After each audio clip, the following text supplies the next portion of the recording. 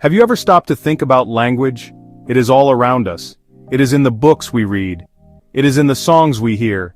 It is in the conversations we have every single day. We use it from the moment we wake up until the moment we go to sleep. Language is like the air we breathe. We need it constantly, yet we hardly notice it is there. But unlike air, language is not something that nature simply gave us. It is something we, as humans, created. It is our most brilliant, most complex, most important invention.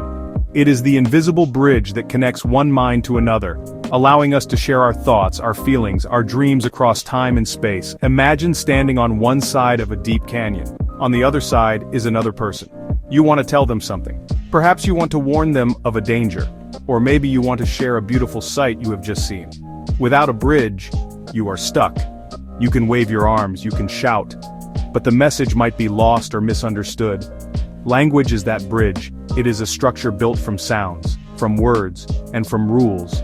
It allows our ideas to travel safely from our own mind to the mind of someone else. Every single word is a plank in that bridge, carefully placed to carry a specific meaning. Every sentence is a pathway we build together. Let us travel back in time. We are going back many tens of thousands of years. We are in a world before spoken language as we know it existed. Here, early humans lived in small groups. They hunted together, they gathered food together, they faced dangers together, but they did not have words to coordinate their actions. They could not say, "Look out, there's a lion behind that rock," or "I found some berries over here." So how did they communicate? They used their bodies, their hands, their faces, their posture. Communication was a physical act, a silent dance of meaning. Think about how much you can say without a single word. You can point to show direction. You can wave to say hello. You can wave to say goodbye. You can shrug your shoulders to say, "I don't know." You can smile to show happiness. You can frown to show sadness. Our early ancestors were masters of this silent language. A pointed finger could mean, "Go there." A pointed finger could mean, "Look at that." A cupped hand brought to the mouth could signify a need for water. A hand held up, palm outward, could be a universal sign to stop. These gestures were their first vocabulary, a shared set of signals that everyone in the group understood. The journey from silent gestures to spoken words was not taken in a single leap. It was a series of small, hesitant steps. The first of these steps was likely the use of sound. Early humans, like many animals, could already make a variety of noises. They could grunt, they could groan, they could shriek, they could cry out. At first, these sounds were probably involuntary reactions to the world around them. A cry of pain when injured, a shriek of fear when startled by a predator, a grunt of effort when lifting something heavy.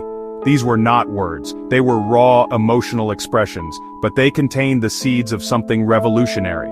The crucial change happened when these sounds started to become intentional. Imagine a small group foraging for food. One person sees a dangerous snake. Instead of just feeling fear, they might make a specific hissing sound to mimic the snake.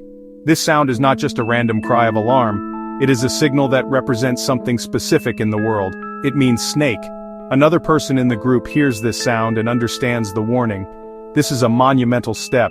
A sound has been linked to a specific meaning. A symbol has been born. This is the very beginning of a vocabulary, a shared code of sounds. Language did not appear in a vacuum. It was forged in the fire of necessity. As human societies became more complex, the need for better communication became a matter of life and death. One of the most powerful drivers for language was the need to cooperate.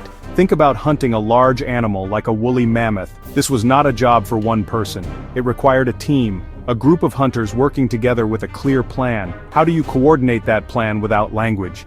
You three circle around to the left. The rest of us will drive it towards the cliff. Gestures alone are too slow and clumsy for such a complex task. Spoken language allowed for detailed planning and real-time coordination. Hunters could develop strategies before the hunt even began. They could assign roles and discuss different scenarios. During the hunt, they could shout instructions and warnings to each other across a distance. "It's turning! Watch out! Now!" This ability to share information quickly and precisely gave human hunters a huge advantage. It allowed them to take down larger prey, which meant more food for the group. Better communication led to better cooperation, which led directly to better survival. Language was a tool that helped feed the tribe. Another crucial need was sharing knowledge. In a world without books or schools, the minds of the elders were the group's library. They held vital information. Once the basic foundation of language was in place, sounds linked to meanings, it began to grow with incredible speed. Early languages were likely very simple, consisting mainly of words for objects, rock, river, and actions, run, eat. But humans needed to talk about more than just the here and now. They needed to describe things more accurately, so they invented new kinds of words. They created adjectives to describe qualities, big rock, cold river. They created adverbs to describe actions, run quickly, eat slowly. This made their descriptions of the world much more vivid and precise. Then came the next great leap: grammar. Grammar is the set of rules that tells us how to put words together to make meaningful sentences. It is the difference between saying lion eat man and man eat lion. The order of the words really matters. As human populations grew, they began to migrate out of Africa and spread across the globe. They traveled into Asia, Europe, Australia, the Americas. As small groups became separated from each other by mountains, oceans, vast distances, their languages began to change. What was once a single human language, or maybe just a small number of languages, branched out into a vast family tree. Now let us perform a thought experiment. Imagine you wake up one morning and all language has vanished. Not just spoken language, all of it. There are no words in your head. There is no writing on your phone. There is no writing in books. There is no writing on street signs. There is no sign language. The very concept of communication has been erased from the human mind. The bridge between us has collapsed. What would that world be like? It would be a world of profound and honestly terrifying silence. Not just a silence of sound, but a silence of the mind. You would be trapped inside your own head, unable to share a single thought or feeling. Your inner world would crumble. How do you think without words? So much of our thought process is an internal conversation. We talk to ourselves, we organize our ideas, we make plans using language. Without it, your thoughts might become a confusing jumble of images and feelings with no structure to hold them together. You could not reminisce about the past. You could not dream about the future. You would be stuck in the immediate present, reacting moment by moment like an animal. The rich, complex tapestry of your consciousness would be reduced to a few simple threads. The social world would disintegrate almost instantly. You would look at your family members. You would look at the people you love most, and be unable to tell them. Let's make this more concrete. Imagine your day in this wordless world starting from the moment you wake up. The alarm on your phone goes off, but the screen is blank. You feel a sense of unease. You go to the kitchen wanting to make coffee. You see your partner there, looking distressed. They are pointing frantically at the empty coffee canister. They point at the door. You guess they want you to go to the store. The interaction is filled with stress. You get in your car to go to the grocery store. But how do you get there? Street signs are blank metal rectangles. Your phone map is just a web of unnamed lines. You rely on visual memory of the route.